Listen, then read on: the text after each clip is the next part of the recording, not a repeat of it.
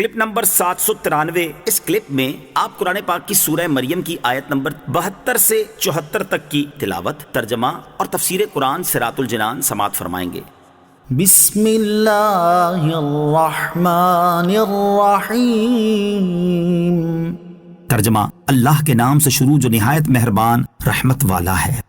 ثم ننجی الذین اتقوا ونذر الظالمین فیہا جثیا۔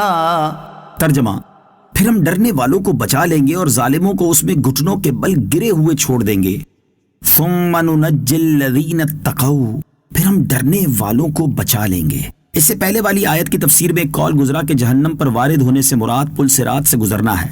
اس کے مطابق اس آیت کی تفسیر یہ ہے کہ جب تمام مخلوق پل صراط سے گزرے گی اور کفار و گناہگار مسلمان جہنم میں گر رہے ہوں گے، اس وقت اللہ تعالیٰ اہل ایمان میں سے ان لوگوں کو جہنم میں گرنے سے بچا لے گا جنہوں نے دنیا میں پرہیزگاری اختیار کی، اور وہ کافروں کو جہنم میں گھٹنوں کے بل گرا ہوا چھوڑ دے گا۔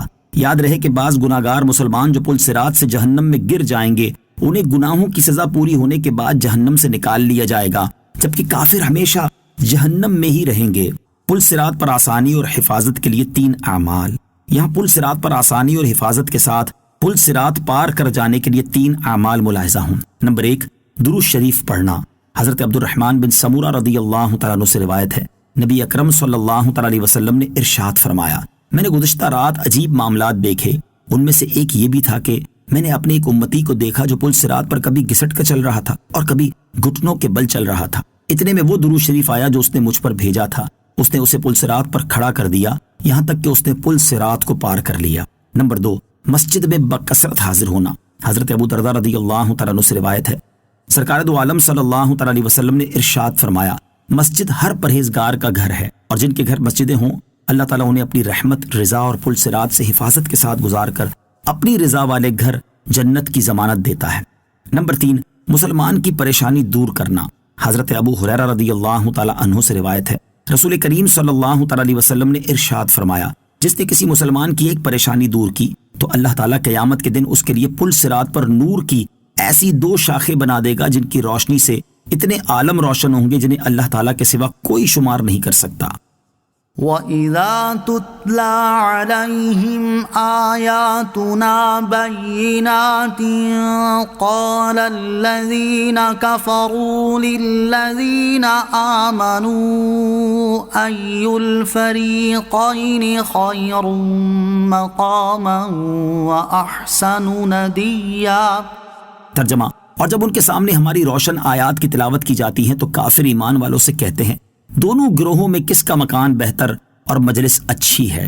وَإِذَا تُتْلَى عَلَيْهِمْ آيَاتُنَا بَيِّنَاتٍ، اور جب ان کے سامنے ہماری روشن آیات کی تلاوت کی جاتی ہے۔ نضر بن حارث وغیرہ کفار قریش جو کہ مرنے کے بعد دوبارہ زندہ کیے جانے کے منکر تھے، جب ان کے سامنے قیامت قائم ہونے اور اجسام کا حشر ہونے پر دلائل پیش کیے گئے تو انہوں نے بناؤ سنگار کر کے، بالوں میں تیل ڈال کر، کنگیاں کر کے، عمدہ لباس پہن کر اور فخر و تکبر کے ساتھ ان دلائل کے جواب میں غریب فقیر مسلمانوں سے کہا کہ اے مسلمانوں، تم اپنی معاشی حالت پر غور کرو اور ہماری معاشی حالت دیکھو۔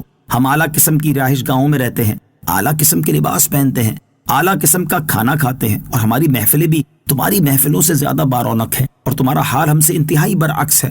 اس سے تم سمجھ جاؤ کہ اگر ہم باطل پر ہوتے تو ہمارا حال بدتر اور تمہارا حال ہم سے بہتر ہوتا۔ یاد رہے کہ اس آیت کا مدعا یہ ہے کہ جب آیات نازل کی جاتی ہیں اور دلائل و براہین پیش کیے جاتے ہیں تو کفار ان میں غور و فکر کرتے ہیں اور نہ ان سے فائدہ اٹھاتے ہیں، اور اس کی بجائے وہ مال و دولت اور لباس و مکان پر فخر و تکبر کرتے ہیں۔ دنیاوی ترقی کو اخروی بہتری کی دلیل بنانا درست نہیں۔ اس آیت میں جو دلیل بیان ہوئی یہ کفار کی وہ دلیل ہے جو فی زمانہ کفار اور ان سے مرعوب مسلمان بھی مسلمانوں کے سامنے پیش کرتے ہیں، اور کافروں کی دنیاوی اور سائنسی ایجادات میں ترقی کی مثالیں پیش کر کے مسلمانوں کے دلوں میں دین اسلام سے متعلق شکوک و شبہات ڈالنے کی کوشش کرتے ہیں۔ اور اس آیت سے معلوم ہوا کہ دنیاوی عیش و عشرت کو آخرت کی بہتری کی دلیل بنانا کفار کا طریقہ ہے، حالانکہ یہ چیزیں کبھی آخرت کا وبال بن جاتی ہیں۔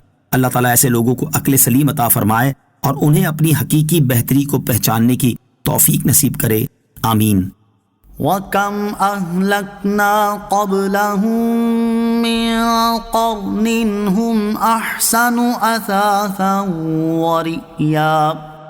ترجمہ: اور ہم نے ان سے پہلے کتنی قومیں ہلاک کر دی جو ساز و سامان میں اور دکھائی دینے میں ان سے زیادہ اچھے تھے. وَكَمْ أَهْلَكْنَا قَبْلَهُمْ مِنْ قَرْنٍ، اور ہم نے ان سے پہلے کتنی قومیں ہلاک کر دی. اس آیت میں اللہ تعالیٰ نے ان کافروں کا رد کرتے ہوئے ارشاد فرمایا کہ دنیاوی مال و دولت یا عزت و شہرت ہونا کسی کے حق پر ہونے کی کوئی دلیل نہیں.